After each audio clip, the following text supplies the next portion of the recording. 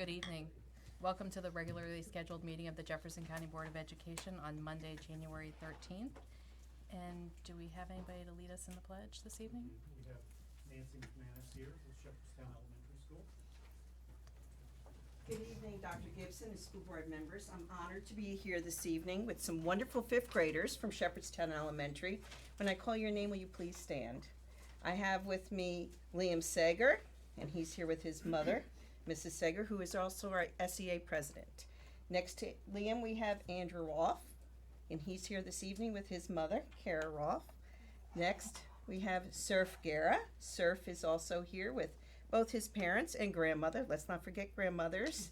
They're in the back there. And next to Surf is my grandson, Tegan Moulton. And he's here with his mother, Brianne. Boys, if you could come up. Please stand and come over here. You're going to be facing the flag. When you're ready, let's begin.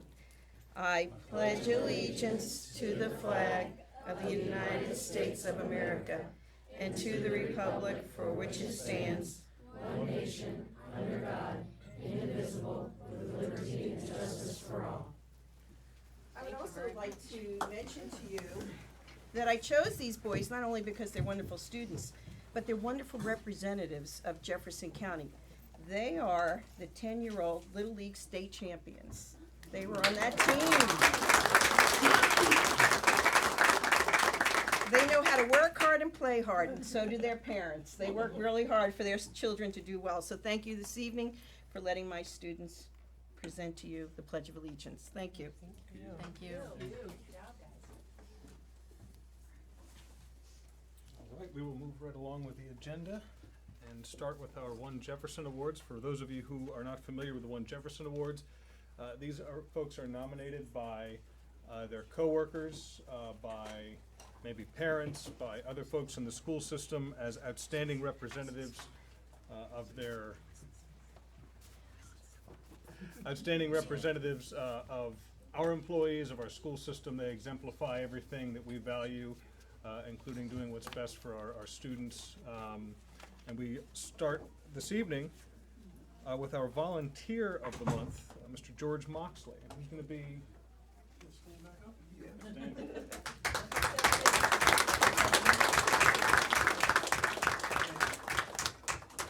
Who's going to be? I'd say a few kind words. Hello folks, my name is Terry Taylor. I'm a special needs teacher at Jefferson High School. And I am very pleased to recognize Mr. George Moxley for the volunteer of December. Last month, snow kept us away from the last meeting. I've known Mr. Moxley for the last 3 years. I've had his son. I'm a special needs teacher, so I've had his son for the last 2.5 out of the last 3 years. And Ethan's father, George, has come in. I won't say we have to run him out, but he's there anytime that we need him to help us in projects. And so for the last 2 years, we've been able to, he's very good with wood, so he was able to procure some lumber from the local lumber store, and he helped the children make bluebird houses. And they were special. They have a West Virginia license plate, so they're West Virginia bluebirds, you see. And so for this year and 2 years ago, he was so kind enough right before Christmas to be able to come in and let the children assemble, put it together, and that was their Christmas present to their family, you see. And so anyhow, he is super reliable. He will come for other projects that we wish to do. We have a local prom, so every spring that we will have our students at the high school to dance up and look nice, and it's kind of their day to have a wonderful time. And so anyhow, I'm pleased to say that he's a wonderful man, a wonderful human being, a great parent, and a good helper as far as whenever we're doing projects. So, Mr. Moxley. Oh, thank you. Mr. Moxley?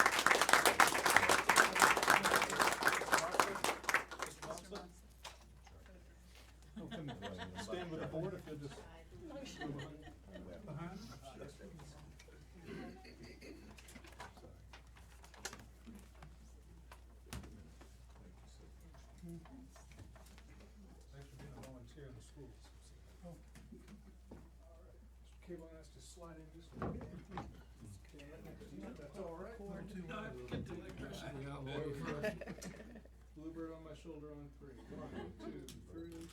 One without the flash. And if you have any extra license tags, if you'd send them to Jefferson High School. Thank you.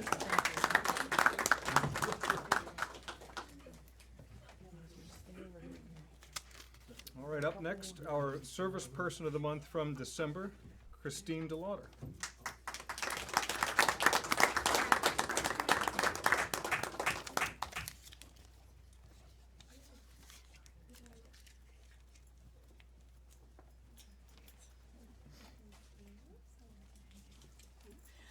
So my name is Tara Lusby. I'm the assistant principal at Blue Ridge campus, and I'm very proud to be able to be here to help present Christine with this award. I've only known her for about 6 months since I've been working there, but she has become my right-hand person. She is your go-to person to get things done. She goes above and beyond for our school, like so many of our employees do. And she's efficient, organized, and can go on and on about all those wonderful things. But what I appreciate so much is her heart for our students and our families. I think it takes a special person to be able to manage the front office and keep a smile on their face and do the financials, and she does that. And our families, I feel, are always treated with respect and dignity, and our students are always treated with love and kindness. And so that's what I appreciate most about her, and I thank her for that. So thank you. Do you want to say anything? That is your right to exercise. Oh, come on. Thank you. All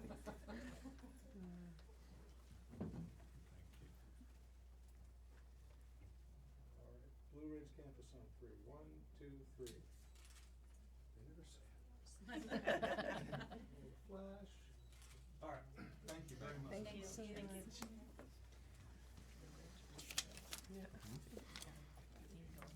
And finally, catching up from December, last but not least, our One Jefferson Award for Professional, Lisa Metter Irvin, who, by the way, left dialysis earlier this evening to come and receive this. So she is extraordinarily dedicated not only to her students, but also to this county. And we thank her very, very much for that. So I know there's a few folks here to speak for her as well.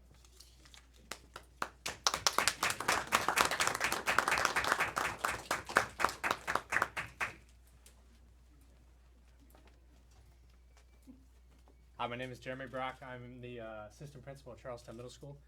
This is my first year at Charlestown. However, I met Ms. Irvin back in 2008, I believe. I was a Shepherd University student, volunteering, doing some tutoring after school. Whenever the first day I showed up for Charlestown with the staff members there, she came past my office and she kind of gave me a double look and she said, "I remember you." I worked with her after school during the tutoring for School Sharpener, and it was my first pleasure getting to know Miss Irvin. Miss Irvin goes above and beyond and is very eager to help out anything we need around the school. She's willing to help students. She really builds a relationship with them as well. This is Miss Huffman. She nominated Miss Irvin for this award. I did. Last year was my first year in Jefferson County, and I was a nervous wreck. I didn't know what to expect, and I missed my training because my daughter just had her first grandbaby, so I was in California. So when I came back, I was in my room. I didn't know what to do, and Lisa was across the hall, and she said, "Oh, it's okay. I got it." She helped me find everything I needed, stuff I didn't know I needed. Anytime we needed help, she was there. We lost our department chair halfway through the year, and she stepped in and did everything she could to make our lives easier. And she makes her kids, she comes in every day with a smile and makes our job easier. It's support like this that makes it easy and fun.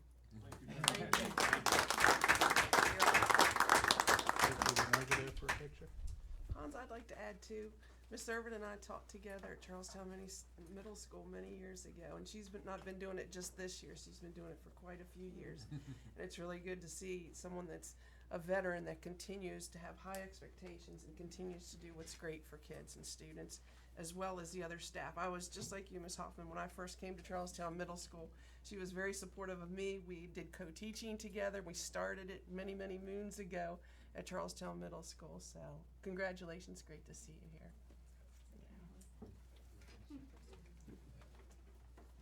We'll do mentor on 3. Mentor. Oh, really?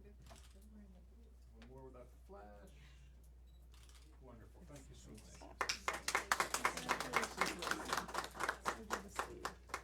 It is critical to have our dedicated staff help one another and bring the next generation on board, make them feel comfortable. As much as we want our students to feel welcome, we want our staff to feel welcome when they come to work as well. So, again, thank you very much. Up next, we're going to have a wonderful presentation, some great news from our JROTC.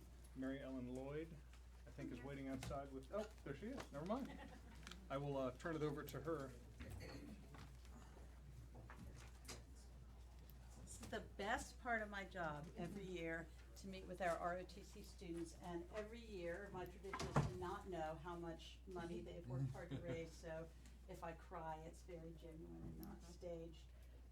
So far this year, I've purchased clothing for 70 students, as well as put coats and underwear and socks and sweatpants and gloves in most of our schools.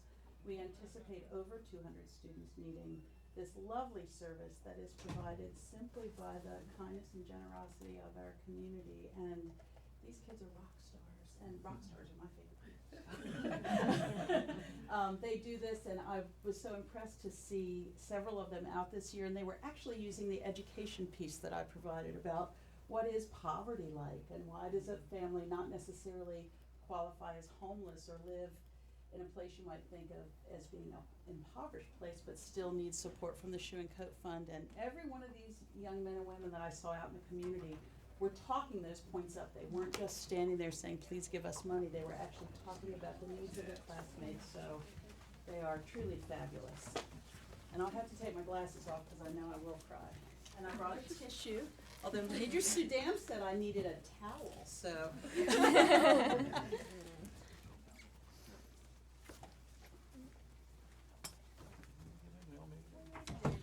Well, good evening, Dr. Gibson and members of the school board, Ms. Lloyd. Before I turn this over, I want to share with you 2 lessons I've learned. Every time we do anything in the Air Force, we kind of go back and we try to figure out what are the lessons learned as we've done something. So you complete something like the Shoe and Coat Fund drive, and we go, well, what did we learn this time? What can we figure out to do better the next time around?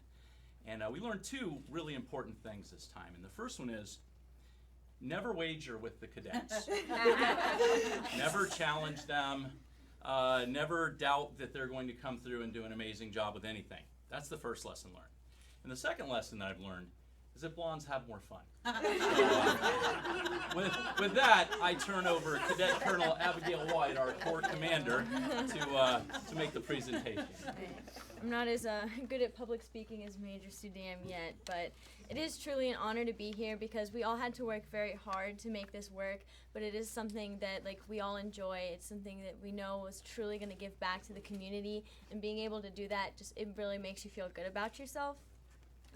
The cadets in our Corps, they dedicated hours and days of their time, even though a lot of us were very busy with high school and sports, and a lot of them are leaders, very active in the community, and they all managed to find time to come together and work towards this. And so he said you're going to need a towel, so I want you to be prepared, because every year we try and pass our goal. This year our goal was $45,000, and we passed it by a lot. We got $55,851.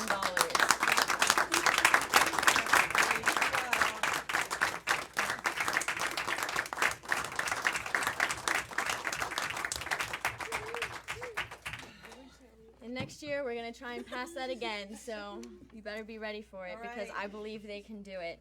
So, and I as much believe they can do it too. as much as I would love to be able to say that it was me that made this happen, it really is just because the cadets in our Corps are so dedicated and they're so selfless. Oh my gosh, I'm okay. And they just like have such amazing potential. And two of the biggest raisers we have are here with me today. We have Jarrett Day, who raised $3,650 single-handedly. That was all him. And then we also have Cadet Connor Hawkins, who's our first-year cadet who raised the most out of all the first years, who raised $1,432. And for that, we'd like to award him with a promotion to Cadet Senior Airman.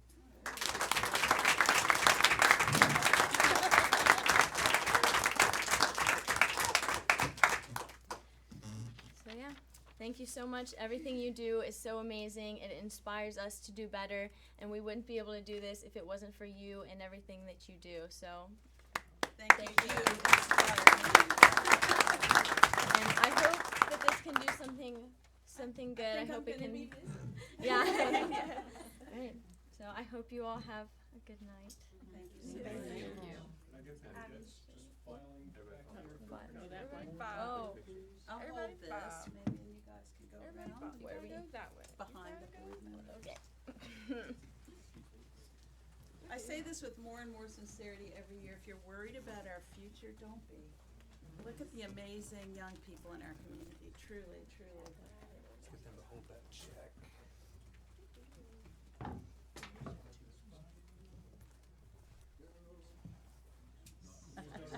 Board members. See that number.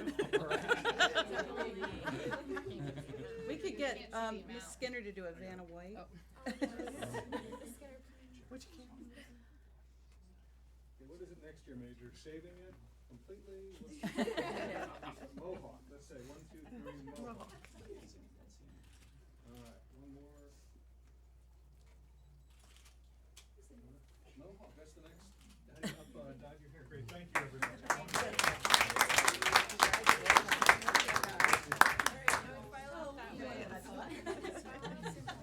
I think you should get little mittens tattooed on your forehead. Well, they'll blow it out. That's awesome.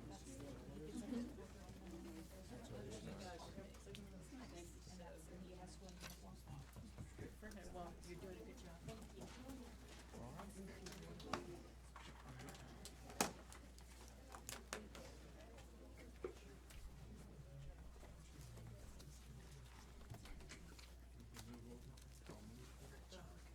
They're just an amazing group of kids. All right, presentation, HR recruitment and retention. Ms. Loring. Good evening. We wanted to take a brief moment this evening to provide a high-level overview of employee recruitment and retention, our challenges we face, and incentives that we hope will assist us as we continue to identify strategies and resources. Areas of need are a significant part of looking at recruitment and retention. We have statewide and national shortages, including substitute teachers and substitute service employees. We have difficulty keeping employees from border areas and difficulty competing with border areas for a number of reasons, but one of the most significant reasons is higher salaries, as we all know. We also currently have a low unemployment rate, and this would mean that we have to have creative approaches in attracting and recruiting potential candidates to our school district. Oops, I have a little thing up here. What that means is that when we have a low unemployment rate, the number of applicants that are actively seeking positions is lower. Therefore, it's a passive applicant pool that we are searching for. And that's going to require different recruitment strategies, different advertising strategies to try to tell our story, to show somebody why they need to consider coming to Jefferson Counties to apply for a position and to be an employee for us.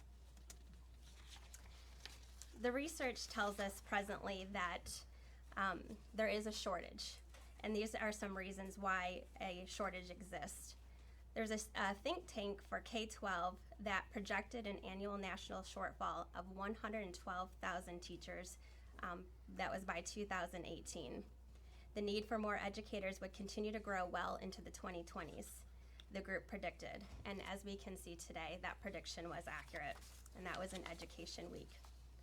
Declining enrollment in training programs. As you look at the pool, one of the things that we have to study when we look at recruitment is the number of individuals who are actually choosing education as a college prep program or career that they're going to go into. And so we looked, this was the Battelle for Kids who did a study, and between 2008 and 2009 and 2012 and 2013 school years, enrollment in teacher preparation programs decreased by more than 30%, especially in special education, math, and science. And as we see, those decreases did occur. There's also a declining interest in the profession. From 2010 to 2014, the number of ACT-tested high school graduates interested in education majors or professions decreased by more than 16%. And that is while the number of all graduates who took the ACT actually increased. So you can see that this is a well reported and researched topic that is telling the story for us and supporting what we're seeing. Top facts on recruitment and retention. I highlighted a few sources that have engaged in research and conversations and publications on recruitment and retention within the education field. Education Week, LinkedIn, Randstad is a few that I've highlighted here, but if you do a quick search, you can see that there will be several more that pops up. In the research that they've published, there are 5 top reasons why there are recruitment challenges and also with retention. Management culture is now just as important as salary. Compensation, engagement, are they fitting into the community? Are they being engaged in their position? Are they participating? Incentives, and also work-life balance.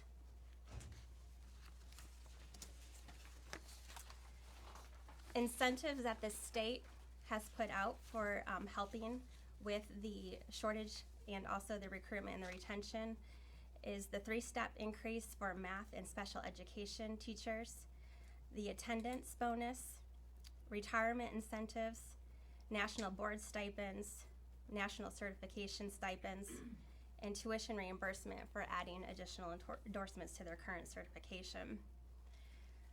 Part of their retirement incentive only covered professionals.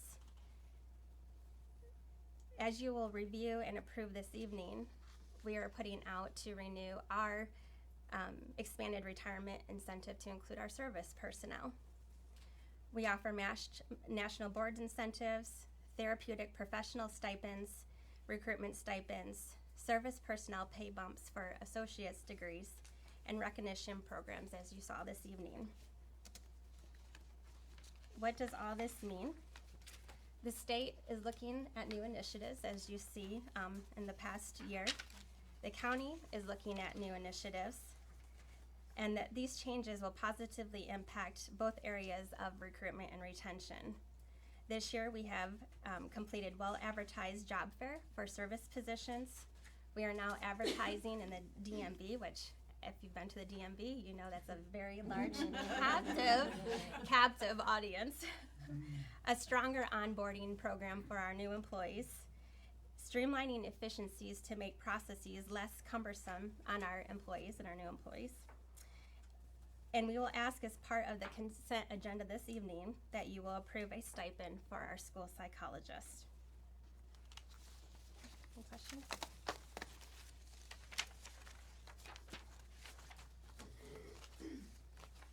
What do you feel like? I know that obviously they talked about compassion fatigue and some other areas, and I feel as though younger folks that talk about that as a career don't necessarily get encouragement from the teachers who are already in there, they're basically like, run, Forrest, run, want this job. There are so many of them That's that, true. they say that. So how do we change the environment, or what ideas might we come up with to change the environment that our current staff is in to make that learning environment different, so that it makes them maybe go back to that feeling that they had when they wanted to do that. And I know that some of them probably still feel that way, and I mean, you can see that, but it is tiresome, and it is, it's constant, and it's 100%, it's 24 hours a day, 7 days a week, really. You don't get those breaks. You don't necessarily get a bathroom break unless you plan it at a certain time, which most people have the luxury of going whenever they want. So what can we do from our perspective? I mean, that's what I think about, not just to recruit and train and get more in, but how do we take this current environment to say, okay, education has changed, and frankly, the students have changed. They weren't trained to teach the students of today.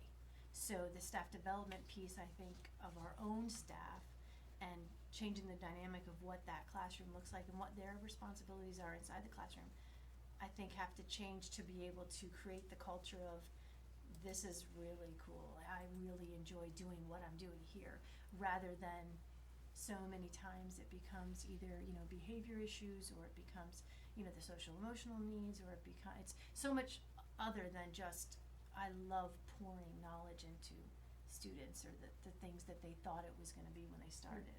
Right. And you're absolutely right, and that's what it's gonna take is that it has to be a joint process and a way of looking at it and answering these challenges that I'm encouraged with the things that we are doing in the county level. The state also has to do things to address these concerns. There's challenges that we're facing that have grown, and they continue to grow, and we've discussed it. Not everything I could put on here this evening, but the things that we're looking at is, how do we address that compassion fatigue? How do we support our employees with the burnout question, with the frustrations, with the challenges in their positions every single day? Looking at how we can support them with social, emotional support. I'm hoping that there's some ways that we can connect with that as well to provide resources to our faculty and staff. I'm really, what we've talked about and the conversations that we've had is really looking at an out-of-box approach to this. And that is the path that I think is truly going to be, helpful to our employees, is looking at this from a clean lens and a clear lens to have their input, to have their feedback, to participate in the process, and to really come up with ideas on how we can truly support them and help them with the challenges. The mentoring program, that was the other thing that we've identified, is looking at what is our mentoring program like in the county today, and do we need to grow that? Do we need to improve that? That's something that we've discussed looking at. And also, just after break, our new cultural diversity coordinator and staff development coordinator started. So that is something that we have to look forward to as far as what ideas she's going to bring to the table to help us with staff development opportunities. So there's a lot of things that we're doing that are great. There's a lot of things that we can look at as we move forward. One of the great things is that you guys are open to that, and that's where we need to be, and that's very encouraging. And I hope, from what I've seen, I see that, and I hope that others are encouraged by that vision as well. Do you have, as far as some of the different incentives, like how many people are actually using these incentives, and which ones seem to be most popular? Yes, I can tell you that the tuition reimbursement is an area of frustration with the state level. When I first started in West Virginia, they were interpreting the code section where it was kind of like a first come, first served basis. So if you were on permit and you were working towards your teacher certification to become a certified teacher, or if you were going to get an additional endorsement, then first come, first served, you could qualify for tuition reimbursement. They reinterpreted that law a couple years ago, where it's only if you hold a current certification. And that's not what our challenge is. Our challenge is getting individuals into the program to become certified teachers. So that is one area that has decreased, that really needs to either go back to where it was, but something that we need to grow in there significantly. Retirement incentives, it's a help from the state standpoint. My own opinion is I think they need to offer more. I don't think it's that much.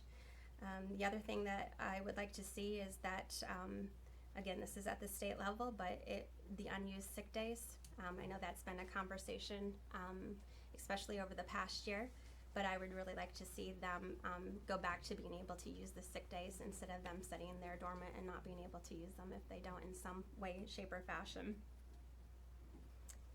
National board. I do know we have a lower number of individuals who participate that, and that is a significant stipend. So if we could increase our educators going to seek their national board certification is another area to look at.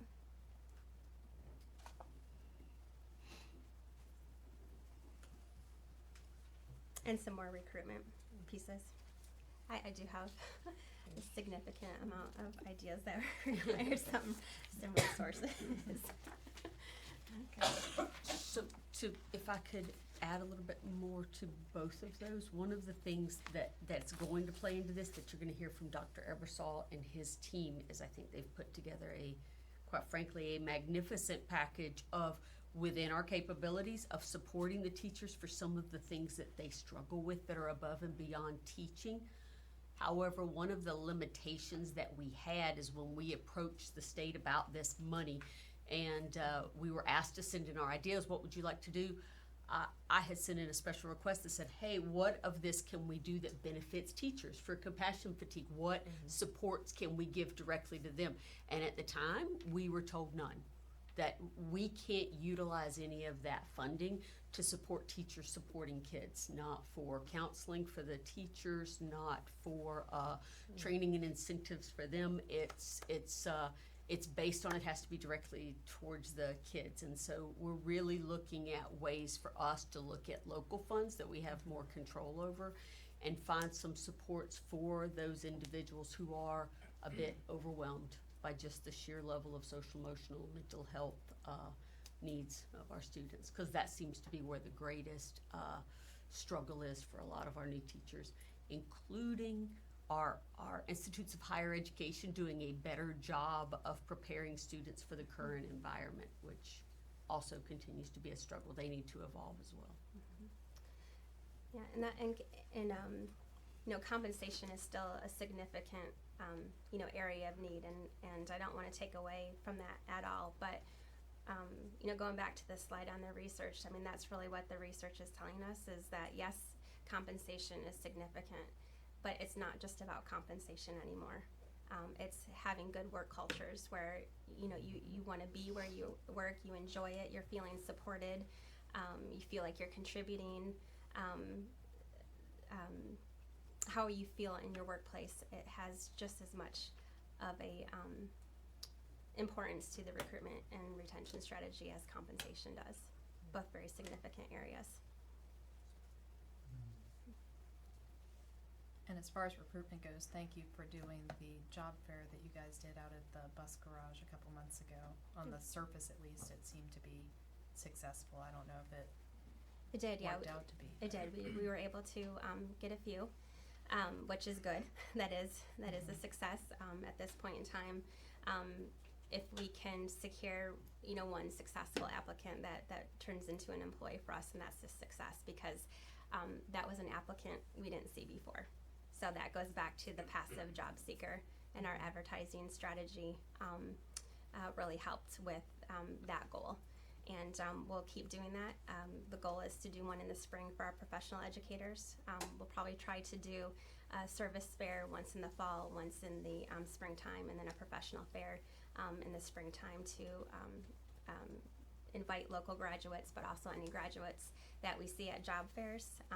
If they need to come in and look at the area because they may not know about us, then give them that opportunity to come here and see what Jefferson County is like. at the high school level in terms of our students, and with that number being low of, students thinking about that as a career path in higher ed. I mean, do we do anything in our high schools that expose them to that? I remember in the past there were some programs. Yeah, it's an area of need to grow in. We do have a teacher preparation do. program at Washington High School, but it is not heavily, certainly not ROTC or any other programs, it's not heavily utilized. And there's been strides in the state, especially in this area, with partnerships with Shepherd and Blue Ridge to have some programs to start to be introduced into it and to take some courses in high school that then can transfer over. But it's an area to grow, it's an area to expand. Also on our career days, it's equally important to include education as part of those discussions. Who's there representing education? It's hard right now. It's a very difficult area that's not really being positively promoted, and that's what we need to reclaim. It needs to be back promoted as a positive profession, and the significance in making that connection, how important this field is and how much they're needed, and the responsibility of it, and attractive in attracting students back into this field again. So as you can see, there's a lot that needs to be done, and I look forward to doing my part to contribute. Our department. Thank you very much. Yep, thank you. Okay. Social emotional proposal.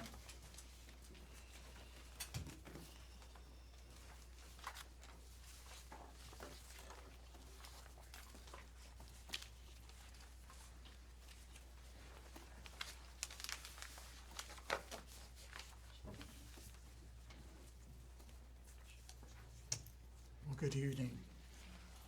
We are truly grateful to be here to share with you this proposal. It's literally been months in the making, and in fact, this very presentation, as Dr. Gibson knows, has been like 3 or 4 weeks in the making. But we're very, truly glad, and I apologize for being just a bit nervous, but it's one of those things where all of a sudden, like, a dream sort of comes true, and it's very personal. So it's a bit emotional to actually share this information with you. Again, as Dr. Gibson often says, we are in a people business, and I would be completely remiss if I did not introduce you once again, and I know you know most of us, and probably all of us, but it is just so important to say that we truly have a core team of we call ourselves SOMO, and just a brief background on that. Yes, it's not SOHO, although we like that too, but it actually, there is already an SES, Shepherdstown Elementary School. And so Alex and actually Wendy, all of us were sitting there, we're just batting around, so what could we be? And we came up with this idea of SOMO, and it's amazing how when you name something, think biblically, it does create meaning and intention. So we are very much the SOMO team. And I hope you can realize that all of us came this evening. And the anchor of our team came, and I think you know, and some of you have been in other venues where I have sung the praises of one Wendy Dotson, but Wendy Dotson really is the anchor. She's the miracle worker. You know, she's bilingual, and she has just added all of this work, you know, and of course, as you know, she used to support Simply Mr. Soltis and myself. She has just jumped right in and very wonderfully supports and helps manage the work of Mary Ellen Lloyd and again of Alexander White. Wendy is truly anchor, and I'm just so grateful. We could not have this presentation with you this evening without having Wendy Dotson with us. And again, Alex and Mary Ellen also. So we're very grateful for that. One of the first things we did when we gathered together was create a mission statement. We wanted to be very clear what we're about as a SOMO team. And one of the most important things to understand about our work, while Dr. Gibson had mentioned the importance of those children who really do suffer from various social emotional disorders of a kind, we are truly here for every student.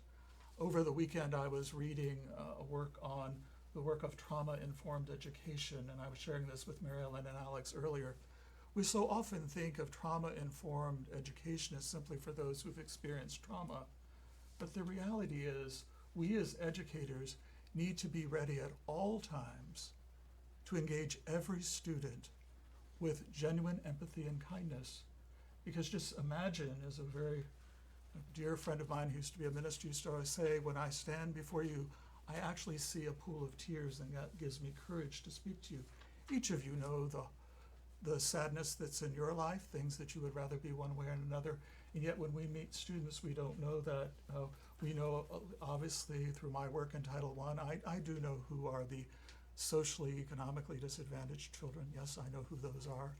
And I, of course, through working and consulting with my colleagues across the hall in special education, I'm aware of who those children are. Of course, I have one at home as well. But again, we don't know who we're actually talking to, so we always need to encounter everyone, all students, with a sense of dignity, respect, and empathy. And that's a really key part of this work moving forward, is we're not only here to support children, we're here to support adults. And as we'll share with you in just a moment when I talk to you about our SOS, one of the key goals of that position is that we not only want to provide parents and families with decisions and solutions to their problems, we want to make sure that those are enacted with empathy. Think of how often someone actually solves something for you, but you don't really feel heard. That's what we're trying to work on. So that's a big part of our mission. And then clearly we do this through relationships. We try, and Lord knows I try. Certainly the team knows how nervous I've been about this presentation, but it is through the context of relationships and actually learning to process with one another, to share our concerns, even though we all look bright and beautiful and charming, to know what's really going on with one another, and to focus again on the children and adults in our school through those relationships. Clearly a part of this, and an essential part, is classroom practice. We don't yet have a specific curriculum. We're not even sure that we will necessarily go there. It's quite one of those big topics, actually, when we talk about social emotional learning. Certainly our team has been informed. We've been participating with CASEL, the Cooperative of Academic and Social Emotional Learning. We've been involved with their webinars with, again, educational leaders at both Harvard and Yale. There's something at Harvard called the ESOL movement, which looks specifically at social emotional learning. And then at Yale, there's what's called the Ruler. And what we've learned from that, it really does focus on relationships and empathy building, and maybe not necessarily a curriculum, but we're still exploring that. And then finally, and the big part, and if you haven't already, and perhaps you have, if you've looked at our website, our webpage, which again, we want to thank Alex White for putting that together for us. As you know, he's a very skilled photographer. In fact, he developed these slides for us as well. But you will notice there the variety of wraparound services that we provide. That was one of the first things we've put together. And there's been quite an interest among our principals and teachers in learning more about the variety of services. We work for a variety of community partners to deliver services for our children, as well as the adults in our school system. So very important there. Now, as any good teacher knows, right, we do understanding by design, so we begin with the end in mind. And I want to begin by saying thank you. And why that is so important is we really, I hope you know, the Jefferson County Schools, thanks to Dr. Gibson and you as board members, have really been forerunners. Really, we are out way ahead in terms of other of the 55 districts in our school system in terms of developing this social emotional work. We are currently the only district that truly has a dedicated SOMO department who has an actual director of social emotional support specifically and a team. More importantly, we also are one of the few districts you had already put in place, even before House Bill 206, you'd put in place a school counselor in every one of our schools. We're also fortunate that we have, and this relates to your earlier question as well, we'll soon be, as of this semester, the only district in the system that has a dedicated clinical social worker in every school in the district. And when I say a clinical social worker, it's important to know that these are professionals who work under the direction of a psychiatrist or other professional at that level that actually provides therapeutic interventions to children. And again, keep in mind, while this semester alone, the core team during our pilot, and I don't know if you're aware, but we began the work in the Title I schools, and then we moved it into the middle school. We have a transition program that are fully federally funded for our sixth graders and beyond. And now, again, we are now moving it into every school this very term. And this past semester alone, in the 4 middle schools and the 4 Title I schools, over 100 children were seen for a total of in excess of 750 visits, individual visits with children. So we're creating quite an impact. And again, these are children, for the most part, who would be, again, disruptive or otherwise in their classroom. So we are helping our educators with these students. Even more importantly to understanding is how that all happened in the very beginning. I gathered together at that time with Ms. Nicole Schaefer. We gathered together a group of principals and we tried to do a deep dive, or really at the sort of 5 why deep analysis of why children are not reading in Jefferson County schools. And it was a broad consensus was built that it had very little to do with all of our marvelous reading interventions. But it was what we noticed is that children who, again, had dysfunction in their home were not ready to learn. And so we had to, again, address those issues. And we're so fortunate, thanks to you, to allowing us to use those funds in that way. We also have ESSA to thank. I know Dr. Lochner is familiar with the flexibility that allowed us so that we could actually provide our schools. But again, being allowed to do it and actually doing it are 2 different things. And again, under Dr. Gibson's direction and under the approval and consent of this board, we've been able to provide those services to our schools. So school counselors, clinical social workers in all of our schools, that really moves this work forward considerably. So thank you, very important. Now, I want to talk to you briefly, and then we're going to introduce our other friends to come speak as well. But the actual proposal we have before you this evening, we actually are asking to expand our team, and by 3 positions specifically. The first is the SOS. I must confess, we came up with SOS before we actually came up with the title. In truth, this position conforms with the social emotional specialist developed by the West Virginia Department of Education in response to the House Bill 206 and the changes in Step 5 funding. But our service option specialist, I'm going to talk in detail about that in a minute. That would be the only true full-time position that we would ask to add on using Step 5 funds. In addition, a new idea that we're bringing to the fore is the sense of student navigators. And again, Mr. White in a few moments is going to speak extensively about what that involves. But these would actually be 2 half-time positions that we would contract through our EPIC partnership. And then finally, again, we have one of each kind here. We have a charged school nurse, and that is a stipended function. We're asking for a stipend to be afforded to one of our school nurses to provide leadership in the medical area. Now, I want to speak specifically to you now, if I may, about the service option specialist. And this really does get back to Ms. Ogden's earlier question. Given the various needs of our families, parents, and students, as you can imagine, they call upon us, and teachers as well. Who do you call when there's trouble with a child, or I don't know who to speak to? We want to provide that for our district through the SOS, the Service Options Specialist.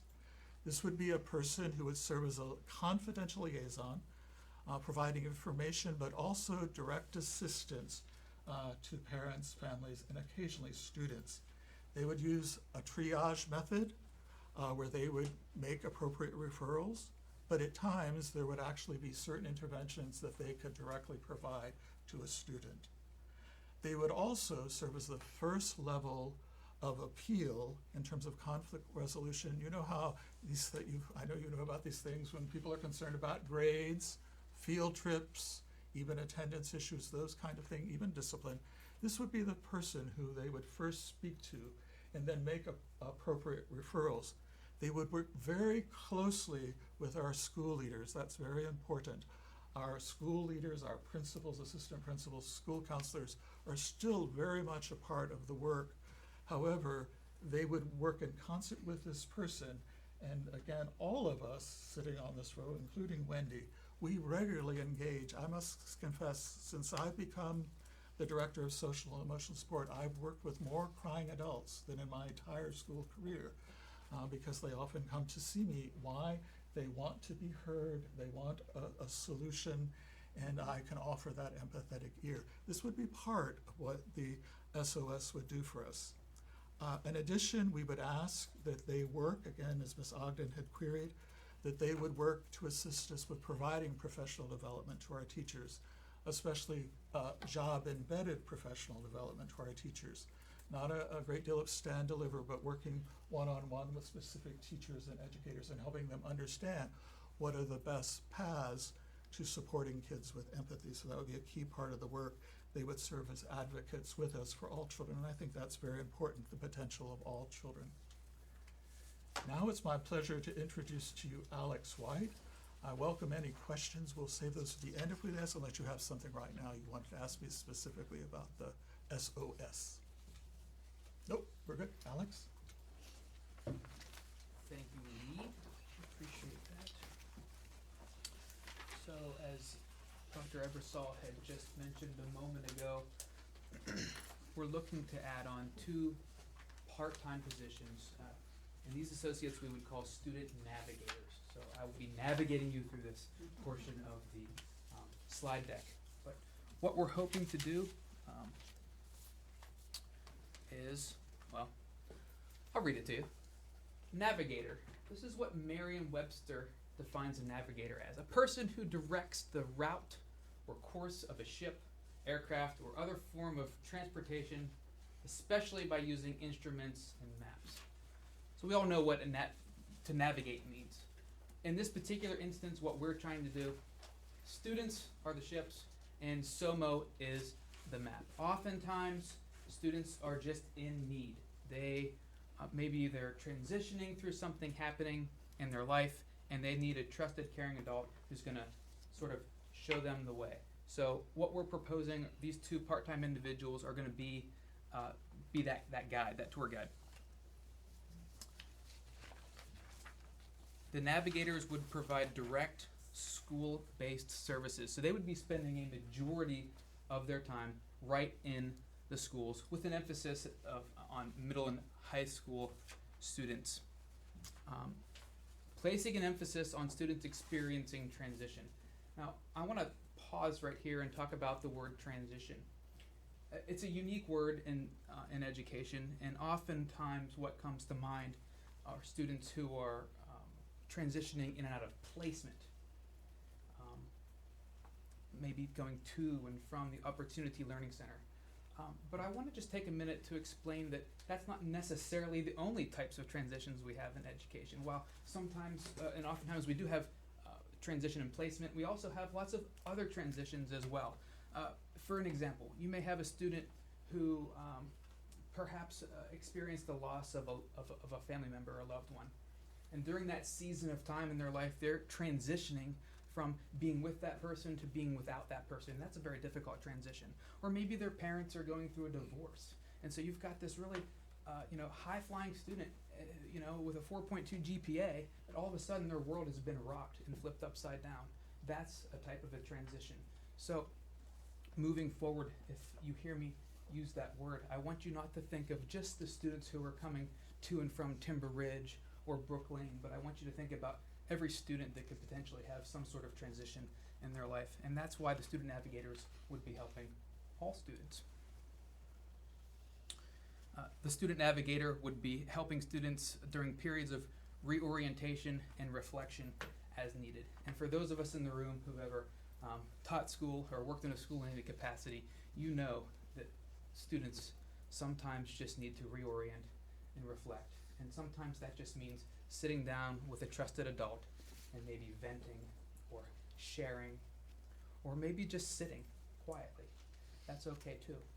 And so this person, what we have in mind is that they would be there providing that continuum of care consistently and routinely, so that the student knows, yes, I can go there during this time of the day, and it's expected, and it's, as I said, routine.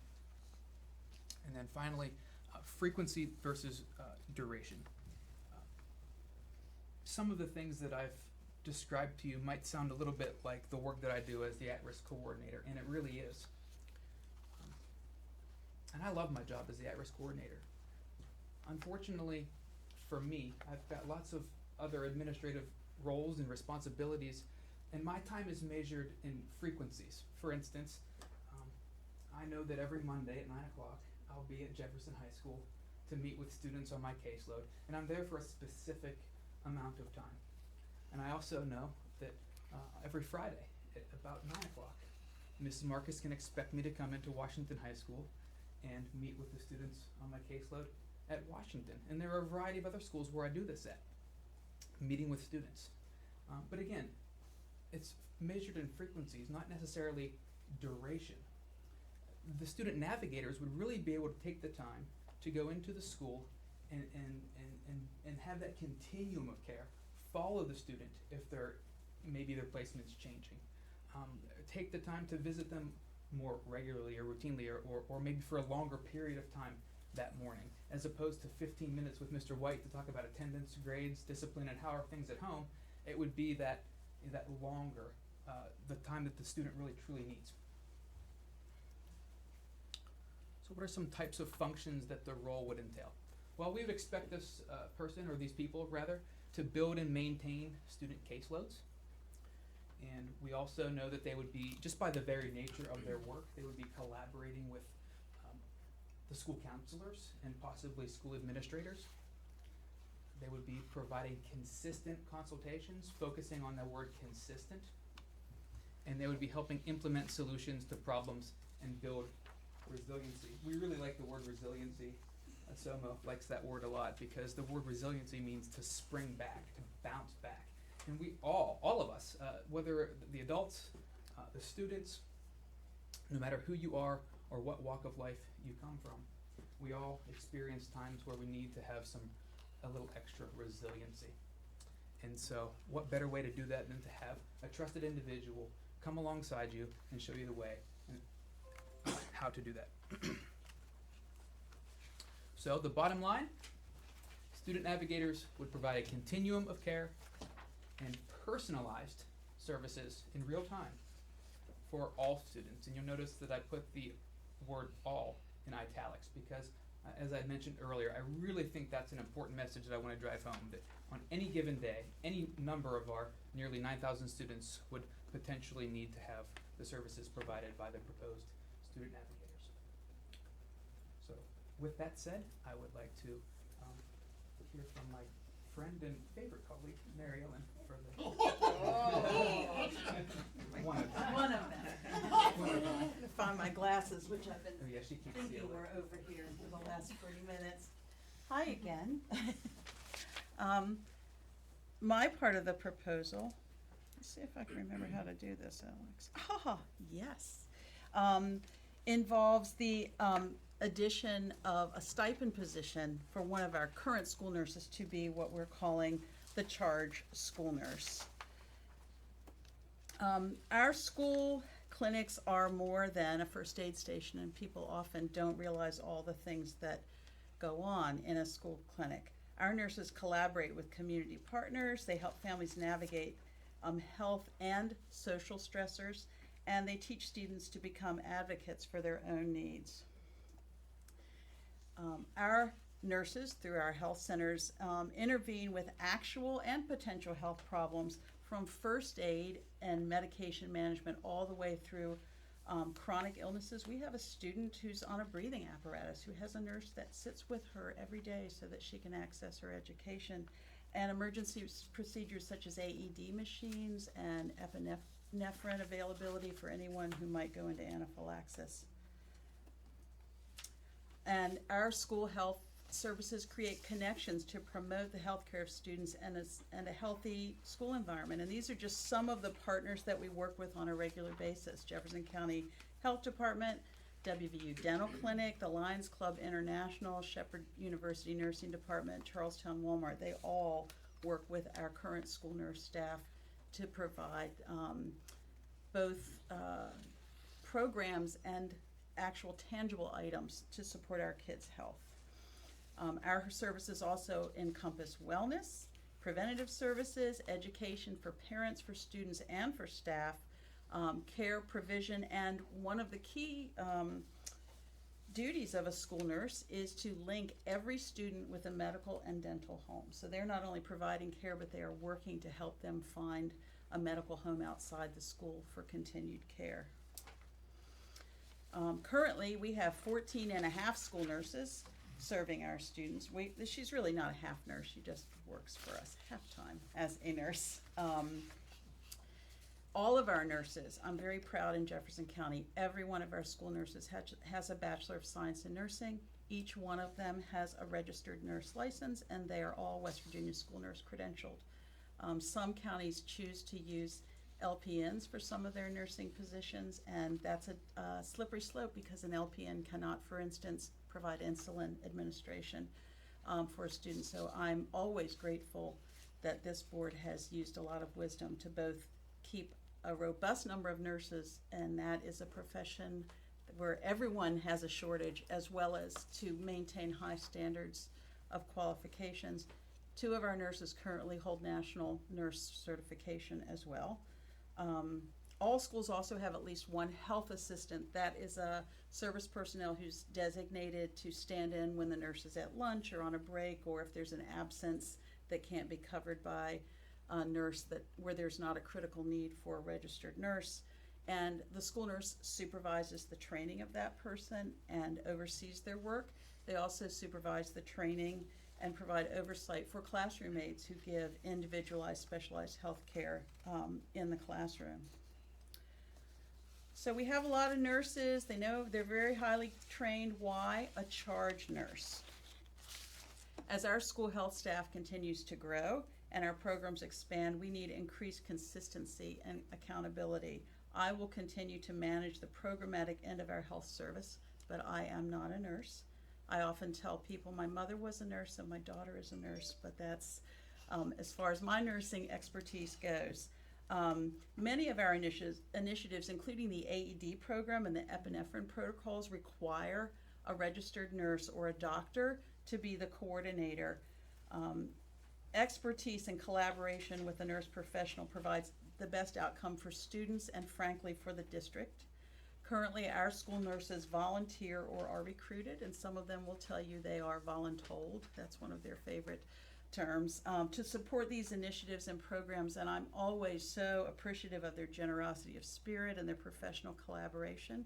But I think we all know important programming is vulnerable when there is not someone who is designated through their job to be the person who enacts that programming. For instance, the nurse who volunteered for the AED program took another job. So we were a couple of months scrambling to find another nurse who was willing to take on that important duty. So what will a charge nurse do that's different than what they're currently doing? And again, this is just a stipend added on to a regular position.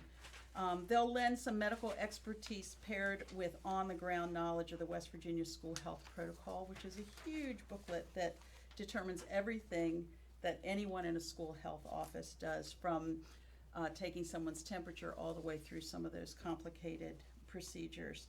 They'll create staff development, parent information, student education, and help coordinate staffing for screening programs that are required by the state. Here's some ideas of professional development that they may provide. We do need, as I mentioned, a school nurse to coordinate the AED program. We have 34 machines in our buildings. We're really grateful to have those. They require regular monitoring and sign off by a school nurse. There's also a team in every school, and they are trained, and that includes first aid and CPR regularly, and the charge nurse would be responsible for either providing that training or helping coordinate with the staff development person here to have someone come provide that training. And they would provide, very importantly, medical expertise for staffing scenarios. That includes daily coverage. As I said, when we have a diabetic that gets insulin, only an RN can provide that insulin. We have 2 substitutes, which is actually pretty robust compared to some counties, but still they are not available on a daily basis. So there's a lot of sort of chess pieces that have to be moved to make sure children's health needs are adequately covered. This person would also help me with recruiting, interviewing, and onboarding nursing staff, and would provide orientation for new nursing staff, including record keeping in WEVIS, and how things are done in West Virginia schools. Again, currently we have volunteers doing that mentoring piece, but I certainly would sleep more comfortably knowing that I'm not relying on a volunteer, but that somebody's sort of got that piece of the programming on the medical end of it. Quick question, so what would their certification be of being RN? Yeah, so it's gonna be it would be available only to a current school nurse, to take on this stipend position, so it's just an add-on to their salary with, duties assigned to it. Would they have to take any further requirements or anything like that, or no? No.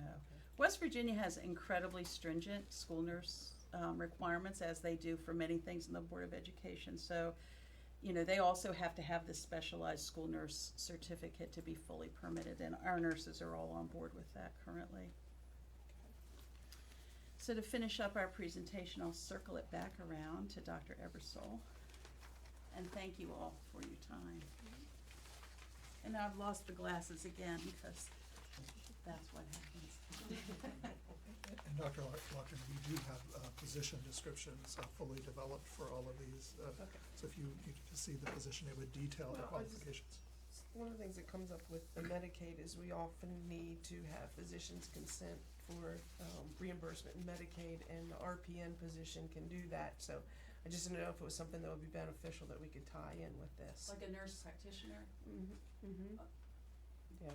Good luck would be I hate saying it like that, but they're extremely difficult to come by and extremely pricey, so I don't know it would be a lovely thing to have.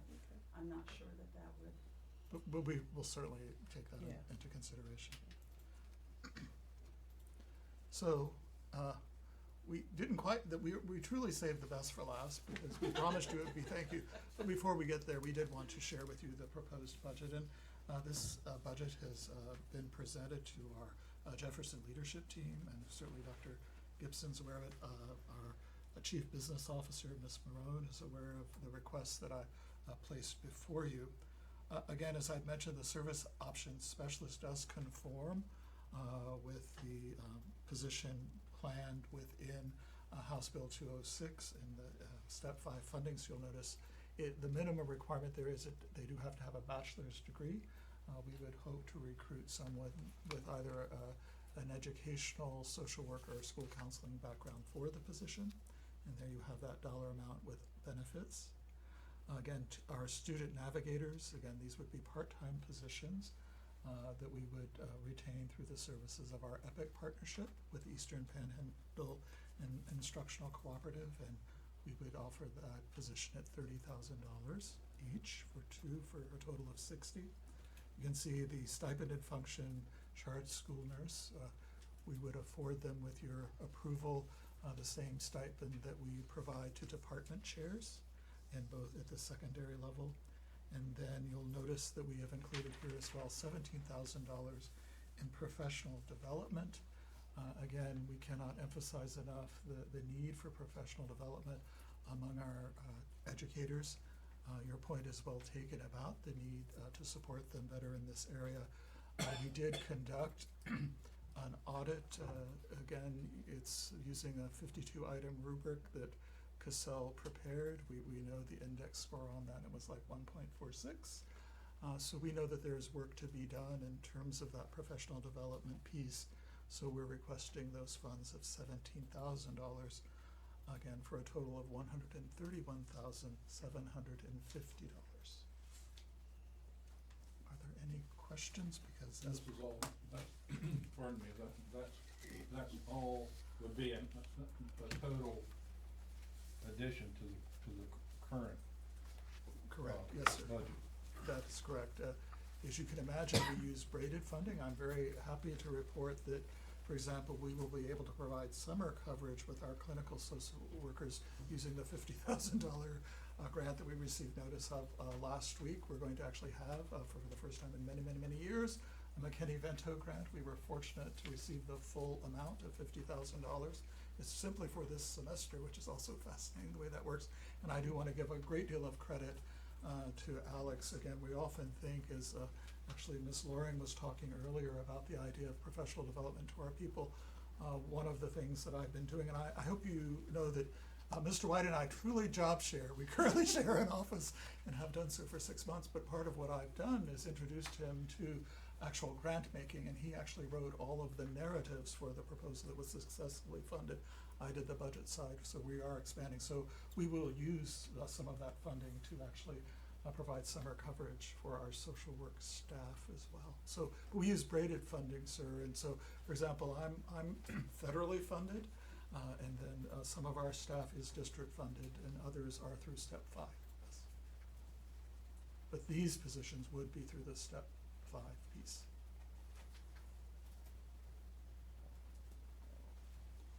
Anything else? With any program, you know, it's kind of, if you build it, they will come. So, in terms of an implementation plan and scalability, you know, how might this budget potentially change the more students that take advantage of this and the growth? I mean, are we starting with any numbers or baseline? Like, how often are the clinical workers in, you know, that are in place now? You said you have some metrics on that. So, is there a projection as to what might happen? You know. Well, again, we already know from the 6 months of our existence, if you build it, they will come. I would say, and Mr. Dilley can sort of confirm this, I see probably at least 2 or 3 adults a day who come to my office for some sort of problem that I'm helping them navigate, and I certainly know that others do. But again, in terms of our students, for example, there are 3 clinical social workers currently serving those 100 students that have been seen this past semester. So our certain thought that the capacity would, and they are all 3 of them are at full caseload. There's actually a greater demand right now than we can provide, but they are all fully caseloaded. But our sense is that, say, one of the student navigators, they could probably handle a cohort of approximately 20 students. Would be about the expectation of what they would manage on a regular basis, that would fit their cohort, but it would depend on need at all times. Because again, this is a half-time position. One would be at the middle schools, one at the high school. I am very confident that the SOS, that would address an immediate need and would really support the function of our central office as well. Because as you can imagine, there would actually be additional time savings for current staff who are regularly not my team necessarily, but other staff members. And I'm sure maybe you've experienced this, where you speak to Ms. Rinker, who then has you call someone else, and they say, nope, that's not who you need to talk to. You need to talk to this person. And it actually takes them away from their work, and the SOS could immediately navigate that and do a true triage. So that would implement savings as well. To be frank, we think that will be the most difficult position to recruit for, however, because it really, as you would understand, given the sensitive nature and the skill set that's required, it's going to be very difficult, correct, Ms. Loring, in this environment to find that person quickly. But we will do our very best to recruit them. And this may help answer your question as well. When we ran the 7th grade screening, when we screened every 7th grader in the county for being at risk for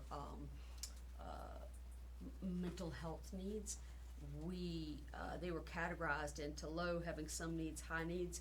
And of all the students, we had 12% of them come out as very high needs, needing direct services.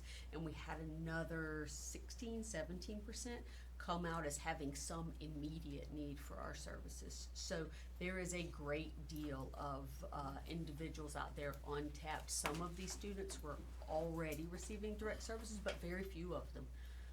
We got a big influx from that, and there's no reason to believe that that isn't consistent across the middle and high school levels. And growing. You know, I mean, that's the thing. Because the social emotional learning framework in and of itself, everybody kind of has to buy into it, not just these workers. I mean, as well as the teachers, as well as administrators, crisis prevention, like everybody kind of has to buy into this. So talk to me a little bit about the PD, because you don't have a curriculum. How is that going to be rolled out? Well, that's actually what we're truly exploring, is we are working on the idea where we've already been in conversation with certain thought partners both at Yale and at Harvard and even locally, discussing what are the best sort of system to put in place to move forward with professional development for our teachers.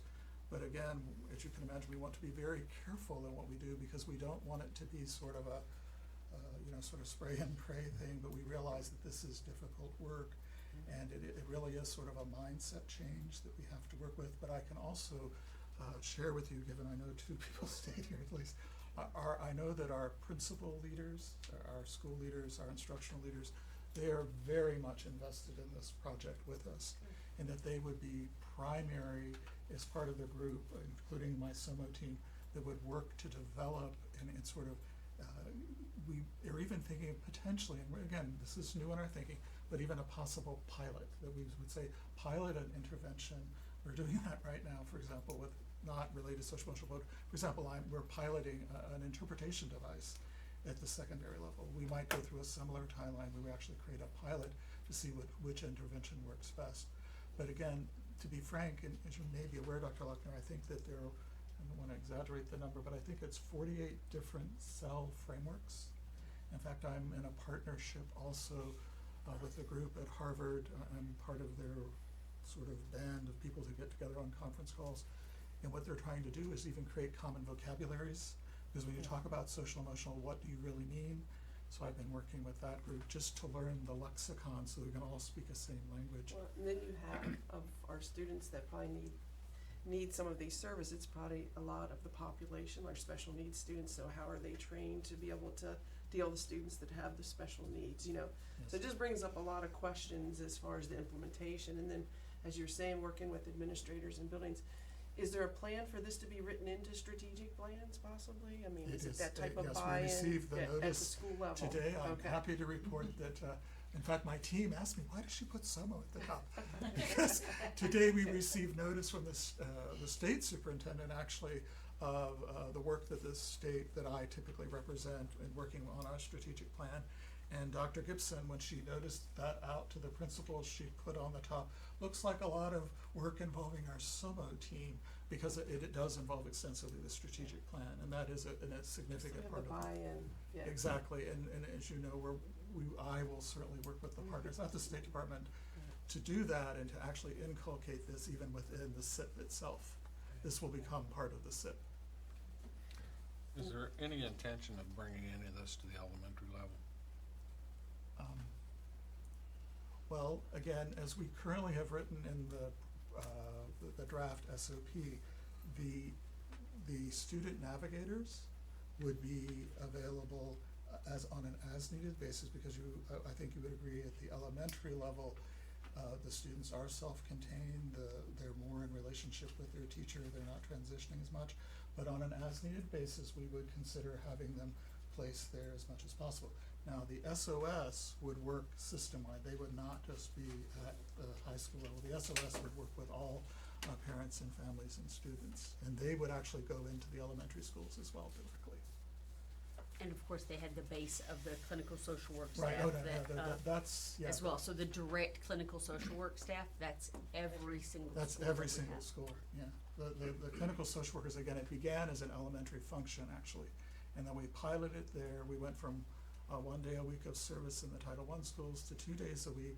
Then we added the middle school program as a transition program. And now the county, again, with Dr. Gibson's recommendation, we're now expanding that literally this term as we speak. Actually expanding this work. And to be honest, we have to be candid that it's not easy work, because just as it's difficult to recruit psychologists, I'll be very honest with you, if you look online, you will see, in fact, one of our people was just hired by the Martinsburg Initiative. This is real. We are competing with our neighbors to recruit social workers, because obviously there's now funding that supports this. So all of the districts, and not only, and you would understand this is not only in West Virginia, but we are competing with regional partners in this as well. But we've been very fortunate in terms of our work. I don't know if you're aware, but I do serve on the advisory board for the Children's Home Society of West Virginia, and they've been a very solid partner with us in this work for now 3 going on 4 years. Probably my last question would be, Sometimes at the university level, they're doing some of this more of a, like a mentor type, and they a lot of times use technology to, have those, communications between, you know, the different staff with the student. I mean, so there's different technology tools that are also out there, so would you foresee any type of technology? It's interesting that you raised that. Ms. Lloyd and I actually attended the Social Emotional Symposium at, again, Dr. Gibson invited us, but we attended the symposium at Shepherd, and among the conversations there was the use of technology to support this work. And again, as we know, technology, it's called social media for a reason, and while it is often used in a negative way, there are ways that we can impact this work positively using technology as well.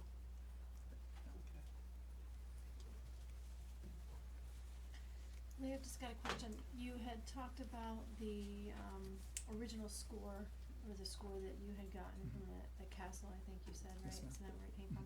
So my question would be, is that the first time we've done that, or did we do that before we implemented the social workers we have? And have we, like, what is our data so far? What kind of growth are we seeing, and how are we gonna, by putting all these folks in here, how are we gonna measure that this was the way to do that based versus what you talked about through talking, you know, with Harvard and everyone else that's talking about, is this the way to do it?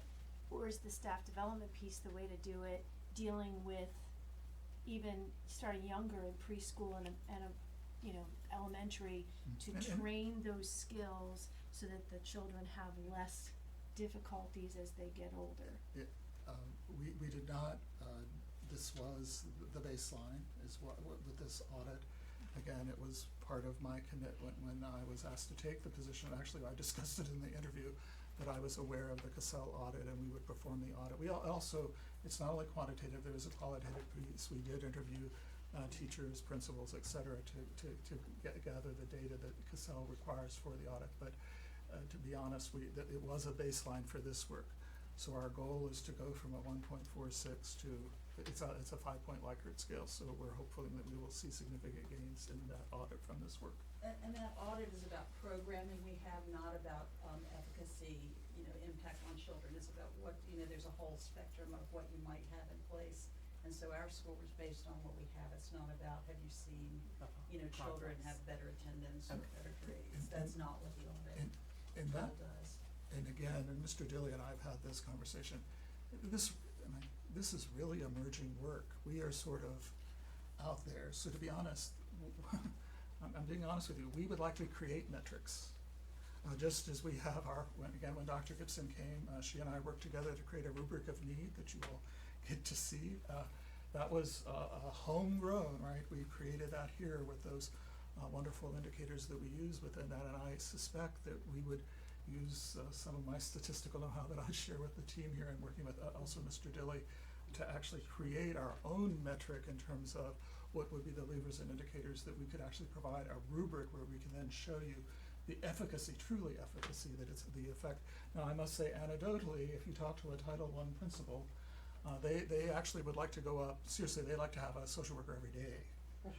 And it is important just to say that it is not for crisis intervention. I think that's really important because our school leaders and school counselors, that is still their road to hope. Now, student navigator, SOS could help with that, but it really is a clinical model. The clinical social workers are there to provide therapy to children, so they're not necessarily, you know what I'm saying, they're not running down the hall to catch a misbehaving child. We actually have staff in place to do that work. We want to help more with it, and we certainly want to educate people and help them understand how to do it more effectively. But ultimately, and I think it's really, really important, one final thought is we're not here to fix children. I know that sounds very strange, but we're actually here to support all children through the work. We teach them and we learn with them, but ultimately, yes, a therapist can do that. But in terms of much of what the SOMO piece of this and what we'll ask educators to do, it's more about accompanying children through their trials and travails, and I think you can appreciate that slight difference. Because we do provide a clinical intervention, but that is a separate piece of the work. I think that's why that teacher component of it's important, because a part of that is, you know, the teachers have to be aware of those skills as well in that framework. Yes, and Mr. Dilly and I were having that conversation earlier this evening as well, is there's a whole body of research 'Cause, I out mean, there it's a lot of that the talks social about the issues. efficacy of professional does, development, so yeah. therefore we have to be very mindful in terms of how we approach it. And that is the real difficulty, is if I'm honest, and I will own this, and I think the team supported me in this idea, that I think in this instance it would be better, rather than just doing something else, we will instantly put the SOS and these navigators to work, but in terms of that real professional development piece, I think we have to be a little thoughtful. Yeah, do something, but at the end, we already are doing something. For example, all of our kids, younger children are doing the mindfulness work, right? They have access to the mindfulness curriculum, and they do that in their schools, the little kids. I know at Shepherdstown, for example, they have a piece of that. They've moved it into 3rd grade now. So there are small pockets of this work, but truly to promote it as system, and to be frank, we have to have the capacity, if I can be honest. Right now, there's us. And I'm not to say, I mean, I truly love my work, and I kind of live here a little bit sometimes, but, you know, I mean, we just literally need people to also support the work. You've been very generous with your time. Thank you so much. Thank you. And I guess I would just say that's my only thing I would think before we 100% move forward with these pieces, that would be in place, that we have those rubrics created ahead of time, so that we know next year come this time, or the year after come that time, are these working or are they not? What are those, those efficacy numbers? What are we measuring, and how do you see it working? So that if you come back next year and say, we had these positions, but now I'd like to, add this or change this or whatever, we know why that is, and we can actually see what isn't working. Or we've done this piece, but we can see we're not touching this piece of the population, right? Our elementary school kids are still, our children they don't have the strengths and the actual skill set. So this is what we're missing, so this is the piece we add, and we can tell that because of X, Y, and Z. I don't know how we go about doing that, but I think we do need some kind of a rubric of need, or something that gives us a measurable goal for next year. But for example, and I don't want to go deep into this because I don't have the numbers right in front of me, but for example, in the elementary context, we know that any kind of discipline referral, those have cratered in those 4 title schools, because these students are receiving therapeutic intervention. Again, as you would imagine, in all kind of measures, and I do hear you, and we will all work with Mr. Dilly to, I love doing stuff like that, develop rubrics. That's kind of the geek in me, but seriously, to develop the kind of rubric. But it is important to say, though, that these are if there was a thing that I could pull off the shelf to show you how to measure, we would provide that to you. But ultimately, it is about the effect that we can have on children academically. And I know that sounds a little strange for me to say that, but as much as I want to measure how well and healthy and dynamic and resilient children are, which is more difficult to measure, the greatest measure of the success of these programs will be in academic achievement of children. So if we do, again, look at their ELA scores, those kind of things of younger children, that's where we will know the true success of the program. And it is still my belief, and I must say it's an untested belief, because we've not put it fully in place, but it is my belief, by using this 3rd way, that it will show those increase in academic. So as much in terms of developing the resiliency that Alex was talking about, I think the more honest measure of our effectiveness as any program is ultimately the effect that it has on children in terms of their academic performance. That really is the greatest measure of this. So. Well, I think that point is exactly what you're saying is the conundrum of where, as far as starting with, and what Wendy had brought up with the staff, and the staff development. And I'm glad to see that there's staff development money in here, but I wonder, is the gap close enough? Like, is it gonna be that, we see this number here, but we implemented, for say, this staff development was specifically used to train this, and this. These were the teachers that were trained. These are the gains that we've seen in these classrooms by these trained teachers who had this staff development that related to SOMO. so we know, and we actually have data as well. Does it make a difference to actually embed the training within our own staff, or does it make more of a difference to hire the social workers and do the clinical visits here? I mean, I know that is in the research articles I've tried to go through, is a question. So I think for us to be able to track that as we're going through it, that is the question. What's gonna pay off long term? It'll sound ironic, but as part of the Math for Life initiative, some of us have been fortunate to hear the work of Dr. Bill Daggett, and he often speaks, and Mr. Dilly and I have talked about this as well, that it is that true pronged approach. What is the most helpful?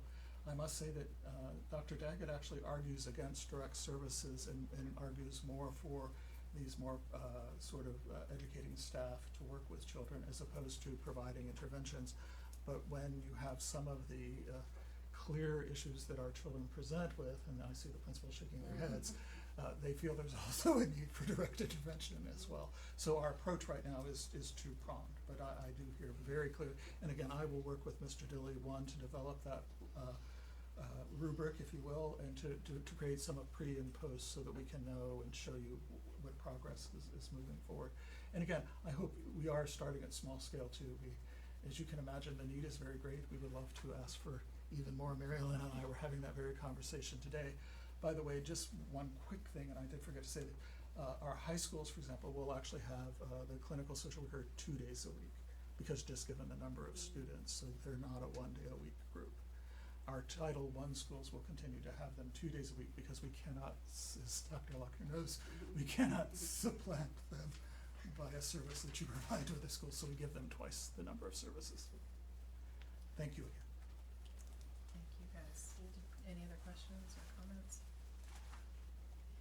We appreciate all the work that you've done. Thank you. Thank you so much. Navigating something new here, so thank you. Thank you for the opportunity.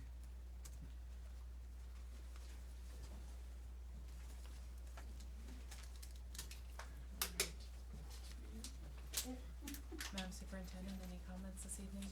A couple of things. Before they leave, one of the things that I would very much like to say is that the same way that you get your most student growth from your best teachers, you're gonna get your best programs from your best people, and we could not have hired any better or selected any better for this program. You guys are absolutely outstanding. When they say this, they really are leading the way for not just the state, but the region. It's utterly phenomenal. I could not be more proud of them. They've done a great job. So thank you to all of you guys.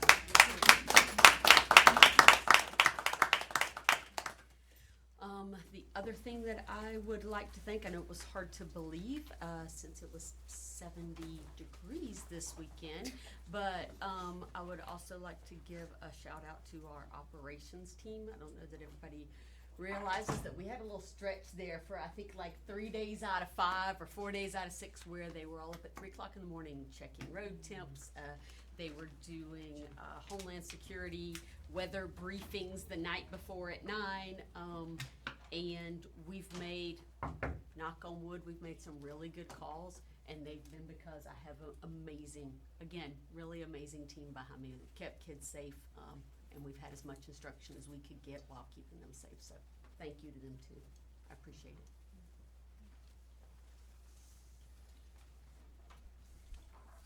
All right.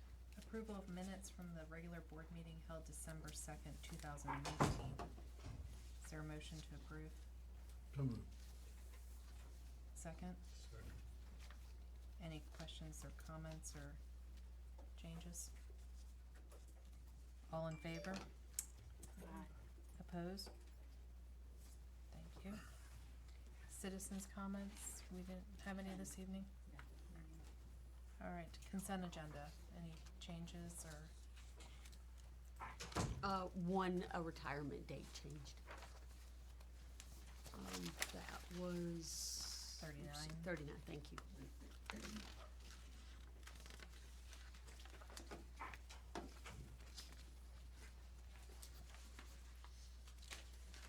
Is there a motion to approve the consent agenda? Make a motion. Second? Second. Any comments or questions? All in favor? Opposed? Alright. And then, no unfinished business. New business. Request to replace an inoperable maintenance truck and snowplow.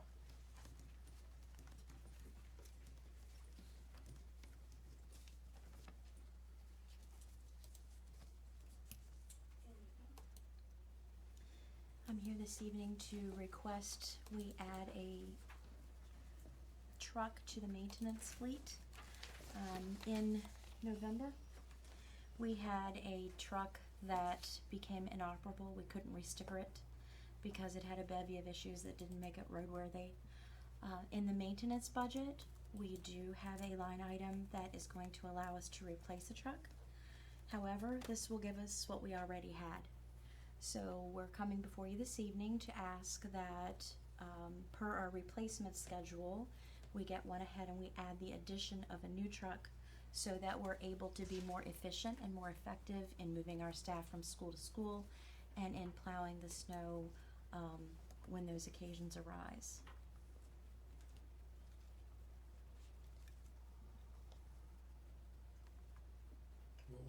Pardon me, what was it, a dump truck or? No, this will be just a regular, we're looking at a Dodge Ram vehicle. So this will be just a regular maintenance truck. It won't be any kind of a dump truck. It will one is replacing what we already had, and this would be an additional truck that would be able to attach a snow plow, be able to get men from job to job and school to school. Oh, so this would be just like a heavy pickup? A heavy pickup. Okay. And the truck that we're replacing, what? We're replacing a dually, which has been very costly to us. It was obtained by the school system as a used vehicle. They've put a lot of shop hours, a lot of parts, and a lot of money into it. The vehicle is a 2002. It's got 160,000 miles on it. And we're replacing it with what? We're replacing it with a Dodge Ram is it 250? A 2020 Dodge Ram 3/4 ton. Okay. Pickup, 2,500. And we have plows for both of those trucks. We currently have plows, but I'm not sure if the existing plow that we have from Dooley will be able to be hooked up on the Dodge. So we already have bids out for getting another plow for this new Dodge, but we were gonna take that out of our maintenance budget. The vehicles are gonna come snowplow ready, and I believe Brandon can handle just getting the plows with the purchase of the trucks in his budget. So I just wanna make sure I understand, we're, taking one truck and putting it out of service, and we're purchasing 2 trucks and 2 new snowplows to go on those trucks, is that Right. correct? Right. What we're requesting of you is the purchase of one truck. That it has a snowplow prep. And what is the purchase price of that?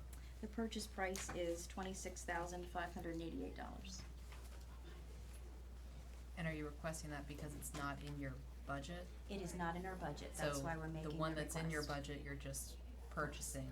That is The correct. one that's not in your budget is the one that you're requesting That this is evening? correct. Mhm. Okay.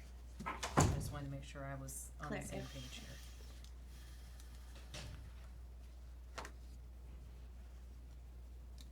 And that 26,000 does not include the plows, correct? No, he can No. budget for that. It will, so the 26,000 is on state bid, and the snowplow prep is an additional $250. So that means that the front end of the truck will come fully prepared to handle the weight and the abuse that it'll endure during pushing snow. But we will have to then go and purchase a snowplow for the vehicle. The reason I'm not going with the state bid plow is that all our other plows right now are all Western plows, and they're all serviced by Shades Equipment. So we find it advantageous for us to keep them all consistent, so all our parts are the same.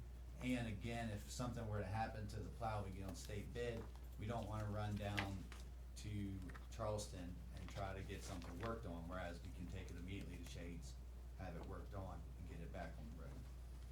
And I know you're working on a bid right now, but do you have an estimate of about how much those plows are 6,000 per plow? per plow, yes, ma'am. Okay, and that's not in the budget either, so that's an additional. We're Both of just them? asking for the pickup. Okay. That's correct. Because with the state bid, we're not, these pickups have to be ordered, so we're looking at a 14-week lead time. So we're gonna have to get through the winter with what we have.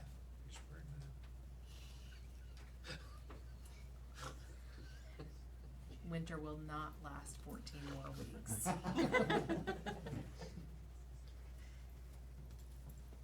But it's not just the snowplow, his maintenance team is now down another That's right. vehicle. Yes. To be able to go and do repairs Do at what they need schools, to do. which is Right. Right. also an issue. And silly question, but do we have $26,000 that we could apply to that? Yes, ma'am. Okay, just wanna make sure we're checking all the boxes here. Any other questions or comments? So moved. Alright, is there a second? Second. All in favor? Aye. Opposed? Alright, you have a new truck Thank you. in 14 weeks. But it's a good price. Plant flowers that way. If it holds up. Alright, action on approval of discussion and consideration of the substitute professionals in critical areas of need and shortage policy to be placed on public review.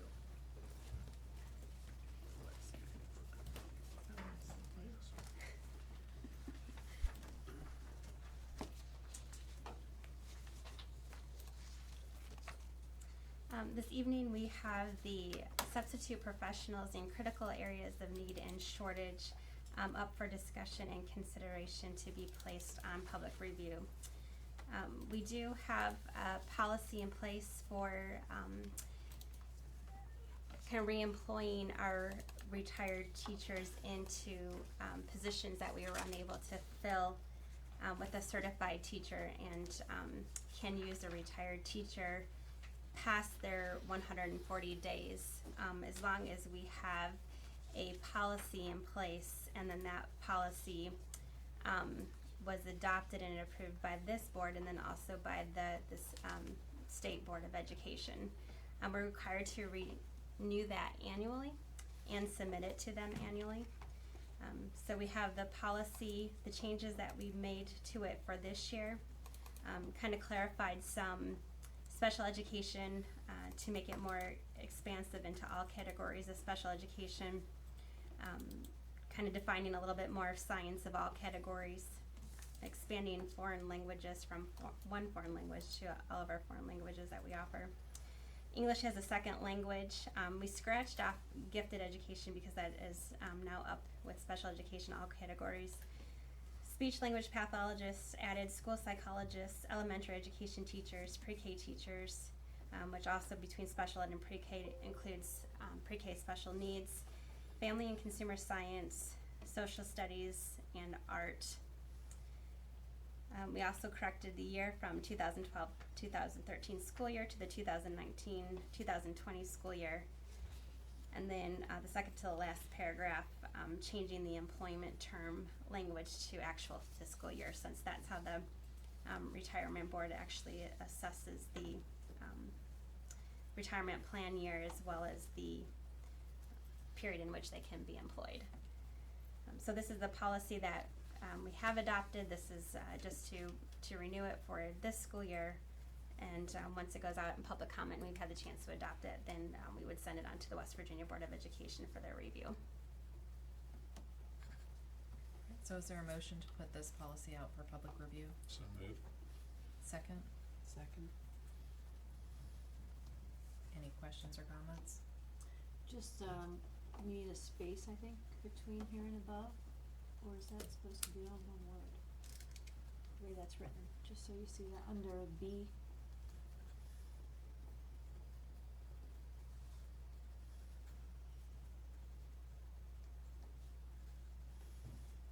You see what I'm talking about, Amy? Where is that at? Letter B. Mm-hmm. right under the 1920 school year, the very next sentence below it. I think there just needs to be a space there. Oh, the here and above part? Mm-hmm. Yeah, okay.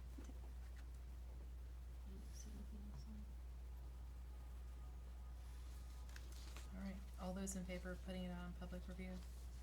Aye. Opposed? Thank you. Action on approval of 2020 retirement incentive. You're stuck.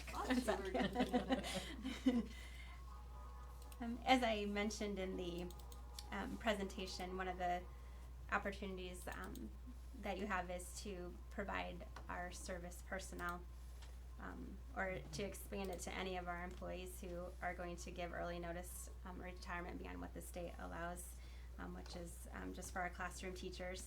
And so we have before you tonight the 2020 retirement incentive to review, discuss, and approve for our other employees who would qualify from the county program. One of the things that the code states that they have to give early notification on or before March 1st, 2020, which is why that's referenced in here, because that's per code. But when we, if you do approve it and we give it out as far as notice to our employees, then we would change it to on or before March 2nd, because the Sunday is the 1st, so it gives them one more day to do it. Right, is there a motion to approve the 2020 retirement incentive? So moved. Second? Second. Any questions or comments?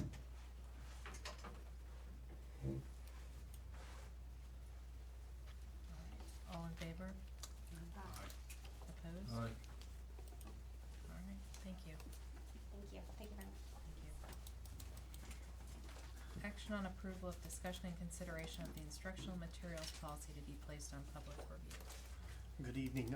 Have here this evening for you amended policy recommendation to accommodate changes that the West Virginia Board of Education, Department of Education has put out as a template for us to address the ongoing changes. One of the changes you can see there I've highlighted in blue under 4.1.2 under responsibility. Basically, the board's required to either report or assign a designee, which I'm assuming I'm the designee, to report to the department every year what adopted materials are going to be addressed. One of the other additions to the proposed changes is the instructional resource criteria.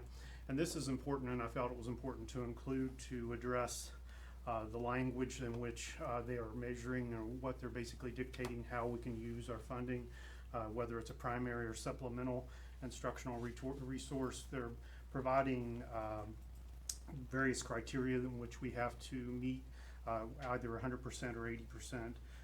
And it's defined there, and I wanted to make sure that our language matched the state language so that we're consistent in which way that we're approaching this. So this would pull our policy in alignment with what the state is essentially asking us to do as far as the adoption of instructional materials. Any questions that you may have?